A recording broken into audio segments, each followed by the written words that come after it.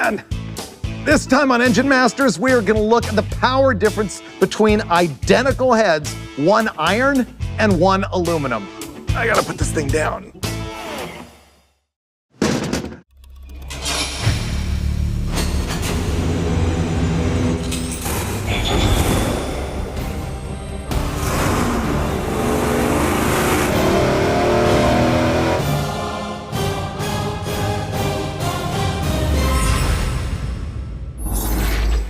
All other things being equal, what makes more power? A cylinder head made of aluminum or one made of iron? That is the question that we're addressing on this episode of Engine Masters, and it's going to be very interesting. Obviously, aluminum heads are far lighter than iron heads, and that's a huge performance advantage. But some people believe that it's possible for an iron head to make enough more power to overcome that weight difference. Now, why would that be true? We will start with facts. Depending on the materials in the casting process and how the metal is blended, the aluminum head transfers heat roughly 5 to 6 times better than iron. Many people believe that because the iron head maybe retains more heat in the combustion chamber, that makes more pressure and that makes more power. That is the key to many of the beliefs about iron versus aluminum heads. Now, I've never done this before, but I'm gonna run through some actual comments from my Instagram account about people's beliefs between these heads so that you can think about this as we go on through this episode. Here's the thing about heat in the combustion chamber. It's very common. People believe you can run more compression with an aluminum head. This guy says, aluminum makes more power because of cooler chambers, and you must raise the compression ratio in order to prevent a power loss.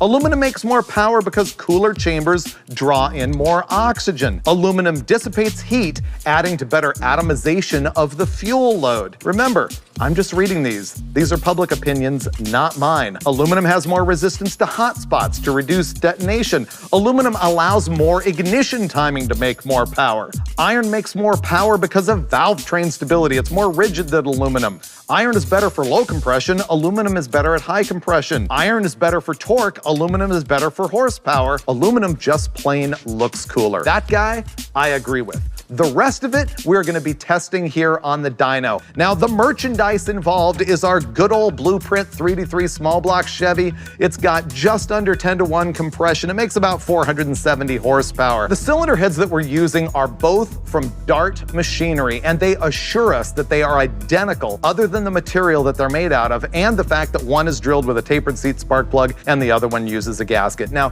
to verify this, Steve Brule tested them on our Superflow flow bench because he wanted to see how the air actually passes through both heads.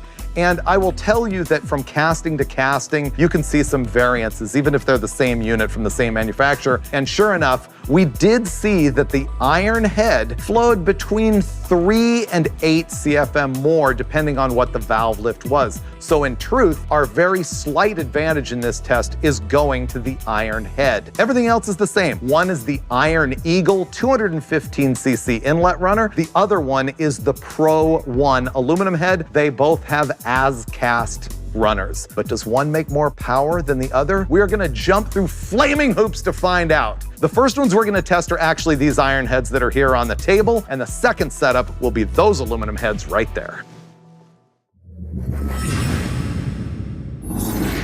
Here we go, guys, the test that I've wanted to do forever. And actually, you and I did this back when I was at Carcraft or Hot Rod roughly 20 years ago. We did? Oh, you guys were dynoing 20 years ago? Yeah, you were like only 14. That's about right. What's your preconceived notion about what's going to happen between iron and aluminum? I think the aluminum head's going to make more power even though it flows a little less. Because? Because of the heat saturation in the cast iron, especially when we purposely heat load the cylinder head and combustion chamber. And how about you? I'm with him. Exact same thing. I'm going to go to aluminum every time. A lot of people say the iron head should make more power because it retains heat. And we used to run engines at 180 degrees at the drag strip too. Yeah. You know. And I just really don't think they considered the time factor because a combustion cycle event happens so quickly that the heat dissipation is not going to have that much influence cycle to cycle. Didn't you just say the opposite of that a minute ago? No, I didn't. You thought it was heat dissipation? Aluminum dissipates heat faster than cast iron. But I really don't think that equates to a difference in power. Do you believe the aluminum head makes more power? He's confused me so much now. I don't know what I think. That's why we're here for data instead of guessing.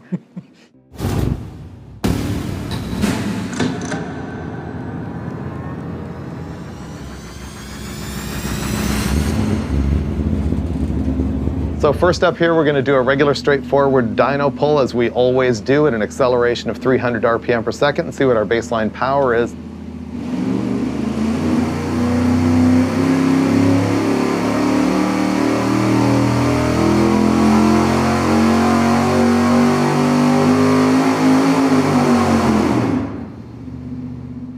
Here's our final power numbers for our baseline on our 383. It made 464.2 pound-feet of torque at 4,700 RPM, and at 6,100 RPM, it made 469.2 horsepower.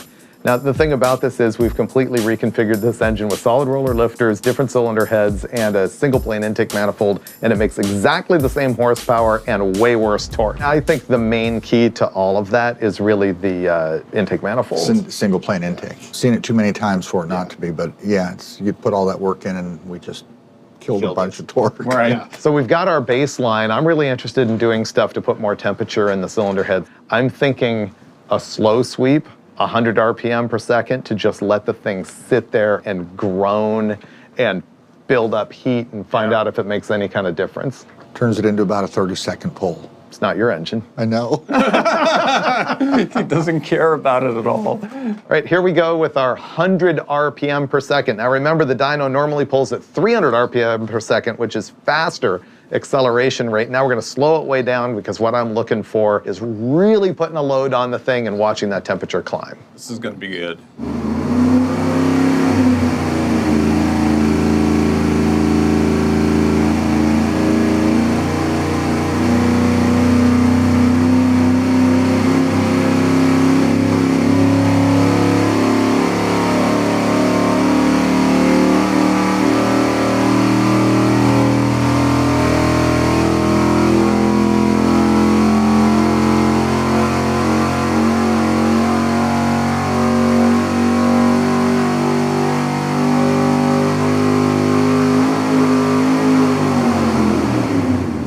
Ooh, look at that heat soak. It doesn't even want to shut down. Right. That's a good point. Yeah. That iron head could have developed a glowing spot. On that 100 RPM per second slow pull, we made 466.9 pound-feet of torque and 464.6 horsepower. Now we're going to go ahead and compare the 100 RPM per second pull to the 300 RPM per second pull. Ooh, wow. I see something. I see something too. Yeah. Do you see what I see, Steve? I think I do. We've had this discussion. Yeah, I think so. What we're looking at here is the red line is 100 RPM per second, the slower pull, the greater load, the more heat. Black is actually the faster pull. Down here, we're looking at inertia. It's making more power with the slower acceleration run because it's not accelerating the mass of the engine. But then, how come it crosses over at about 52, roughly where horsepower and torque cross over, and it starts to get worse up here because it should maintain that same gap about here? It's actually because it's getting hotter. We learned a lot of this stuff doing this show. I mean, some of the stuff that we're discussing right now, we all learned right here, which is really cool. Now we're going to do the steady state test. We're going to bring it up to 4,700 RPM, which is peak torque, and just park it there until the oil temperature goes to 210 degrees.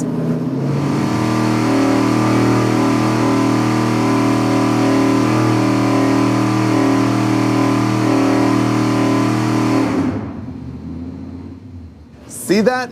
It diesels when we run the thing hot every single time.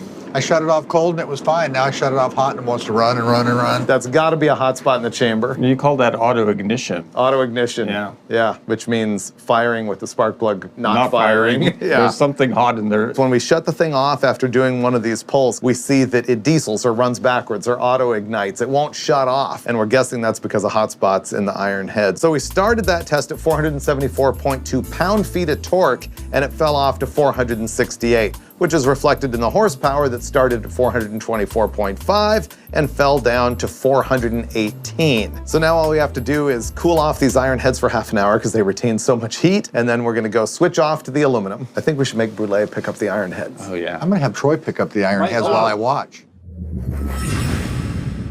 All right, here we are. We're gonna take off these iron heads. We're gonna have to find a volunteer to heave them off. Probably gonna be Pork Chop over there. And we're converting to aluminum.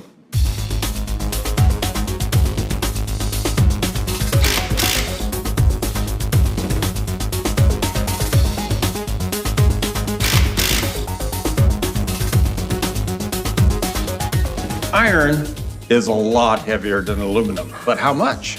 We'll find out right here on this handy scale. And iron, this is the tail of the tape, 56.5 pounds. Man, that is heavy. Ugh. Aluminum, 25.36. The weigh-in tells me that we've got a difference of 31 pounds and change. Oh man, aluminum heads, way lighter. You betcha. Way lighter, but are they way more powerful?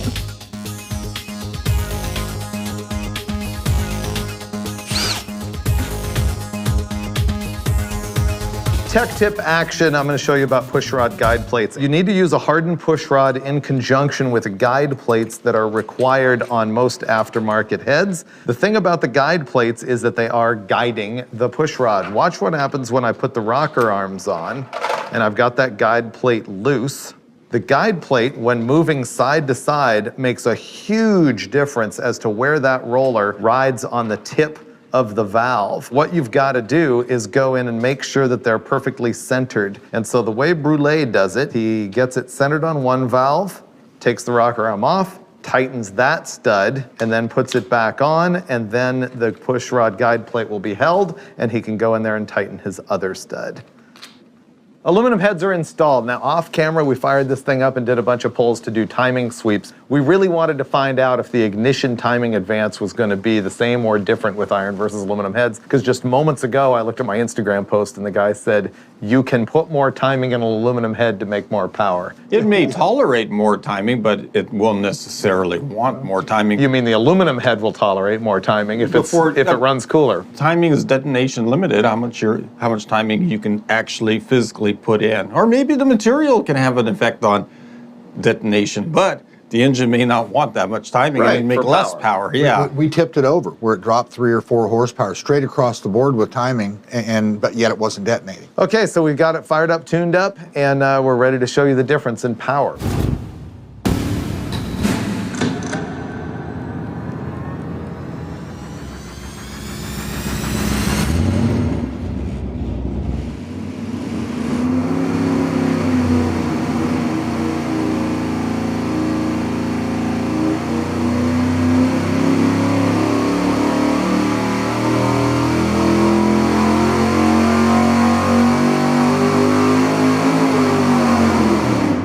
Here are our numbers with the aluminum heads: 468.9 pound-feet of torque, 470.7 horsepower, which doesn't mean a lot until we overlay the power chart with the iron heads.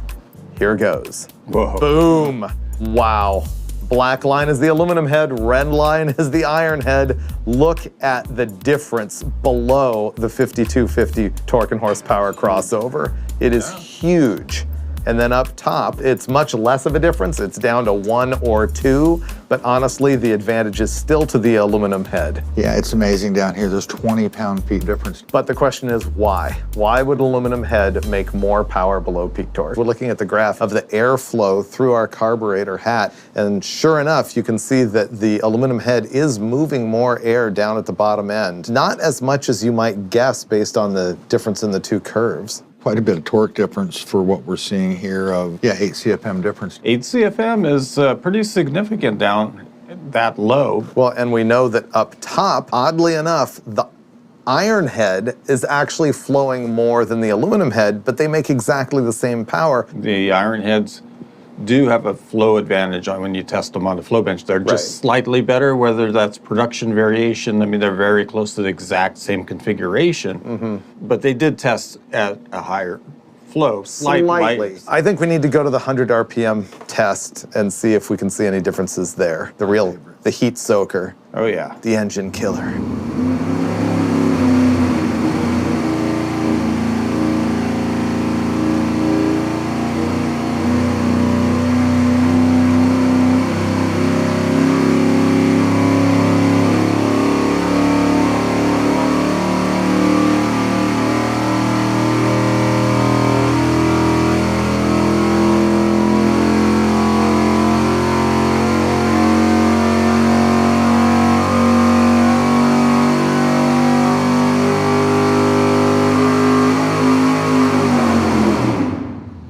we pull the thing much more slowly, we end up with 473.3 pound-feet of torque and 468.6 horsepower.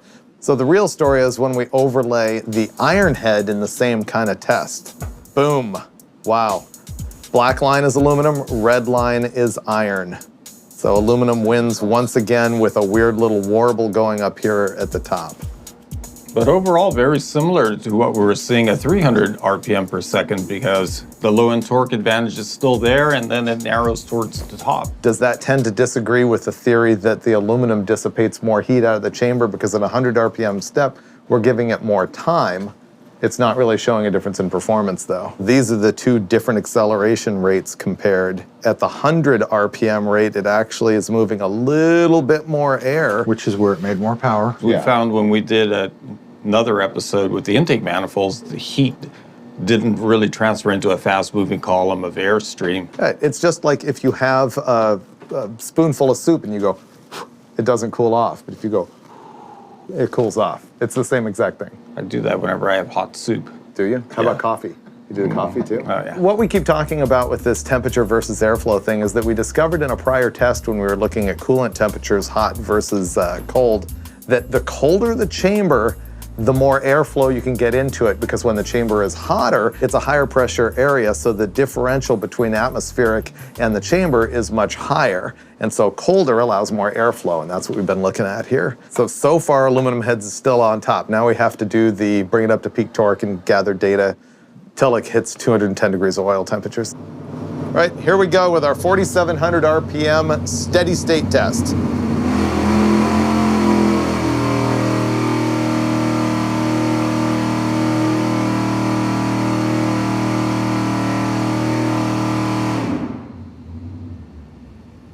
Okay, so we started at a higher torque number. With the aluminum heads, we started this test at 480.8 pound-feet of torque, and with the iron head, it was 475. But then it falls off actually at a greater rate. The aluminum head fell down to 468, which is exactly the same as what the iron head did. And it looked to me just, anecdotally, not data-wise, that it dove faster in truth. But I don't know what to attribute that to. I wonder if it starts with a cooler combustion chamber just through the idling process and all that. Even though the water temperature is the same, the combustion chamber itself is not as hot. Right. It's not retaining the heat like the iron head does all the way through the material. Because there's more time for it to pass out, and the iron retains it, but the aluminum, they ultimately both reach the same temperature. So we went from 142 degrees to 159, just a speck hotter than we did with the iron head, which was 138 to 156. But you're right, heat transfer goes both ways. So it gets up to the same temperature faster. Quicker. Yeah, which is something that people don't consider. So when they say you can run or should run more compression with an aluminum head, I can see how driving around on the street at low throttle position, idling, stoplight to stoplight, that's true. At wide open throttle, from what we're seeing here, I would say it's not true. Ultimately, they're going to converge in temperature over time and load. At a high heat load, it'll reach an equilibrium. This is not what I expected to learn on this one. But it's kind of bearing out what we thought we knew once anyway. I mean, what we learned on other episodes and stuff, which is kind of good. I mean, it just verifies the same test and the same information, the same data again. It's great when physics repeat itself. Isn't it amazing? Yeah, it's crazy, isn't when they it? don't, we've done something wrong.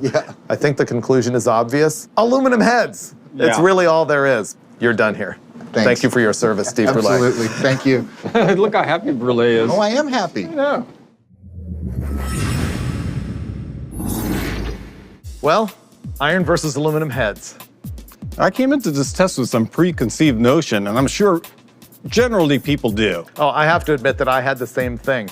But what we're gonna do now is compare our preconceived notions with everybody else's. For the first time ever, I'm gonna take the comments that I got directly from my Instagram page that I read off at the top of the show, and we're gonna challenge each one of them as we, compare it to what we learned here. Okay, hit me. Much of this is based on people's belief that iron heads run hotter and aluminum heads run cooler, which we will give you as a granted in some circumstances. But when you say things like, when switching to aluminum heads, you must raise the compression ratio to prevent a power loss. True or false? False. False! Yeah, we absolutely did not see that. Aluminum makes more power because cooler chambers draw in more oxygen molecules. I would say that's true up to a point, maybe where there's a time factor at lower RPM. And we saw that because we did pick up a little bit of power at the bottom of the curve. Brulé and I did this exact same thing in 2005. And in that test, the curves absolutely overlaid. There was no difference whatsoever. Aluminum has more resistance to hot spots to reduce detonation. I would say that's probably true. I'm a believer. And here's the very last one, and the single most popular thing that we hear people say is that iron heads make more power because they retain more heat and put more pressure in the combustion cycle and therefore make more horsepower. And I've never bought into that. I don't think there's a circumstance where more heat makes more power, honestly. Yeah, not really. So power-wise, I feel pretty good with that conclusion. I mean, on many tests, I say caveats like, well, in this application, things may change, things are different. You can't always say it. In this case, I will say iron heads do not ever make more power than aluminum heads. Why are the other reasons why iron is terrible? The elephant in the room there is obviously the weight. They're ridiculously heavier. Okay, that's our final wrap up on iron versus aluminum heads. I think everybody is unanimous. Just buy aluminum if you can possibly afford it. More power next time on Engine Masters. If you want to talk about basketball, Dr. J, sure, he played in the ABA, but for style, the moves, you didn't have basketball play like that until Dr. J came on the scene. And one more thing, Freiberger. What? I'm ready. When you run a guide plate, you've got to make sure that you have a hardened push rod. You can tell that, by the way. I said it earlier. Oh, you did? Yes. Oh. Sorry, Freiberger. I should have known that you had handled all the details.